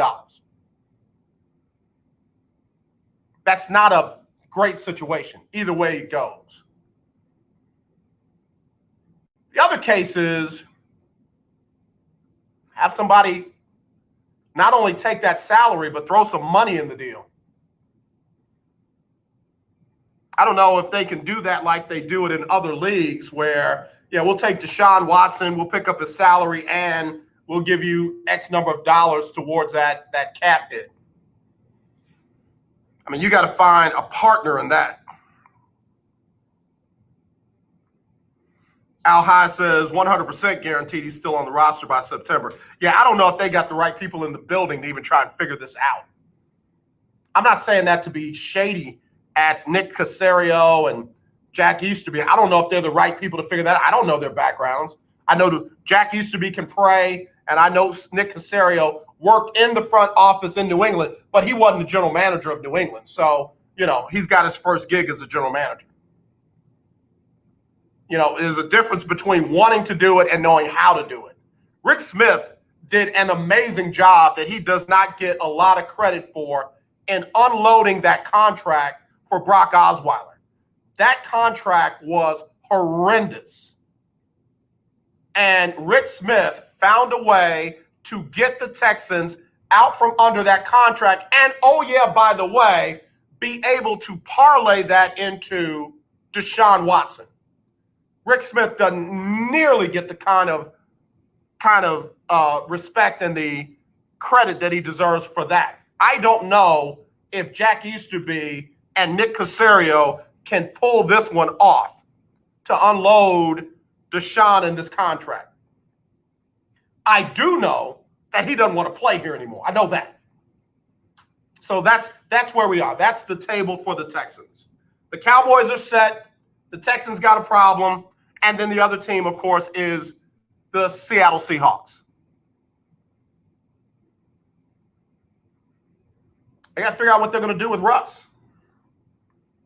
I think that there's a better chance that Seattle trades Russ than there's a chance that the Texans trade Deshaun this season. I think there's a better chance of it. One, the cap hit is not the same. Two, Russ is a little older than Deshaun. I'm not saying that Russ is diminishing in his skill set or ability or what have you. I'm just saying if the Seattle Seahawks got the right deal with the right players and the right assets, they might make that deal. I'm not saying they should. I mean, again, here's another reason why I am not as opposed to, women in general manager jobs, women in front office jobs, women as vice president of football ops, or even ownership. This is not stereotypical of women. I'm not even going to talk anymore about women. I'm going to talk about us men. Sometimes we can just be stubborn for no reason at all.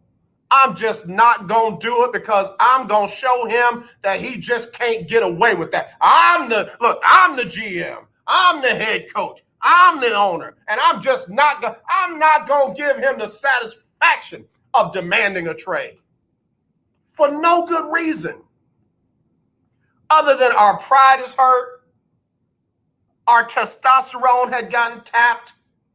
Like we just got chin checked by somebody who we don't feel like should chin check us. And I'm sorry. Every now and then, you might need to have somebody else at the table that is not an egotistical, narcissistic, raging, A-type personality, testosterone-filled male who got their pride in the way.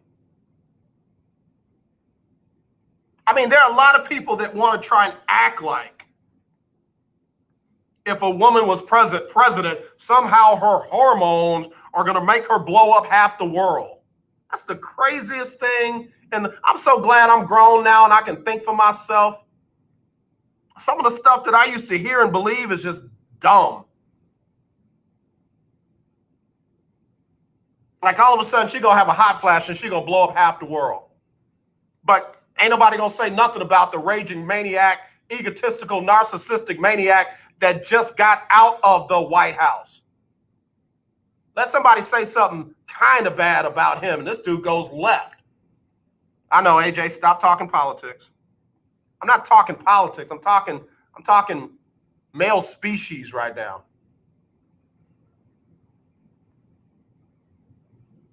Have somebody who has some logic at the table say something like, okay, I know you're upset, but what about this? What if we get 4 number ones and Khalil Mack from the Chicago Bears? And we can then turn around and draft Justin Fields, or turn around and draft, the kid out of Brigham Young, or turn around and draft the kid out of Northern, wherever that school is that Carson Wentz came from.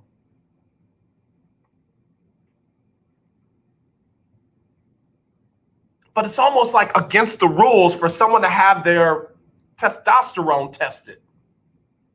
Oh my God, no, he did not just try to invite him. Don't trade him. For what? Like they're offering 12 number ones. You better not trade him. And then you end up getting 2 number 2s for him after you calm down. North Dakota State. Thanks, Al.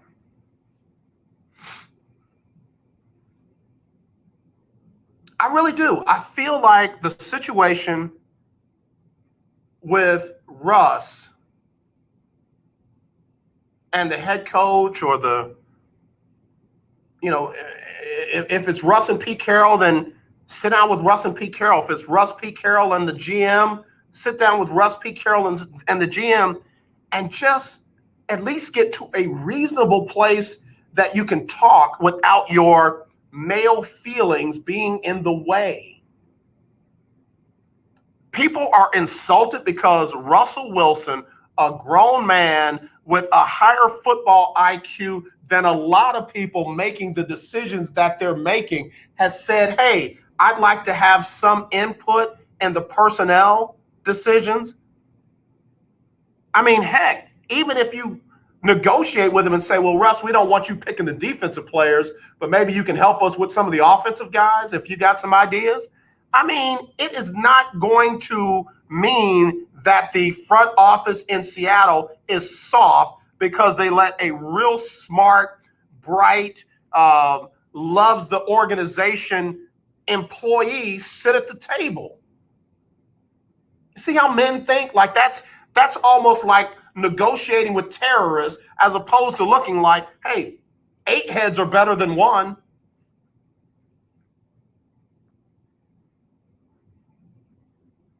It's just crazy. And men, that's at our feet, because we can't blame the women for this. We can't blame the Russians. We can't blame Black Lives Matter. We can't blame, cancel culture. It's us. We're the reason why there's a problem in Seattle. We're the reason why there's a problem down on Kirby Drive. It's us. I don't know what to tell you. But if Seattle loses Russell Wilson, it's not because they had to. Because they didn't want to do what they needed to do to work it out. It's just the truth. It's just the truth. I think Seattle will move Russell Wilson before the Texans move Deshaun Watson. And then, of course, there are other quarterbacks out there. We're going to find out where they're going to end up. Jacoby Brissett in Indianapolis, where is he going to end up? Alex Smith, I think, is going to end up in a Texans uniform. Somebody's got to play quarterback if Deshaun Watson doesn't. Tyrod Taylor, Cam Newton, several other quarterbacks out there. Got to see where they're going to end up. All right, listen, I got to get ready to go. Again, Dak Prescott, big deal. 4-year, $160 million, $126 guaranteed, $75 million in the first year, no trade clause. Rockets versus Sacramento Thursday at 9. They're bringing up a lot of young players. I think you're going to be impressed with some of them. Mavericks hosting Spurs tomorrow at 7:30. Houston Baptist Incarnate Word, Southland Conference Tournament today. Astros and the Nationals probably going on as we speak. No, it's later on tonight at 5:30. And last night, the Cubs beat the Rangers 9-0. Big shout out to Jennifer King, first full-time African-American NFL coach with the Washington football team on this day in women's history. And again, thank you to Khristina Williams, 30 under 30 Forbes 30 under 30, as well as the founder of Girls Talk Sports TV. And very big shout out to my niece, Valencia King. I am Valencia King on her words of wisdom today. She really helped a lot of people. Again, I'm not just doing this because it's Women's History Month. I'm doing this because my colleagues are amazing. That's why I'm doing it. So anyway, Donnie McClurkin up next with the Donnie McClurkin Show. He'll give you the best in gospel music, latest in the gospel music industry. Donnie does his thing every Monday through Friday from 2 to 3. In the morning, Erica Campbell and Griff, and your boy will be back with Winning Wednesday. As always, let's not be divided. Let's be united. I love you. Nothing you can do about it.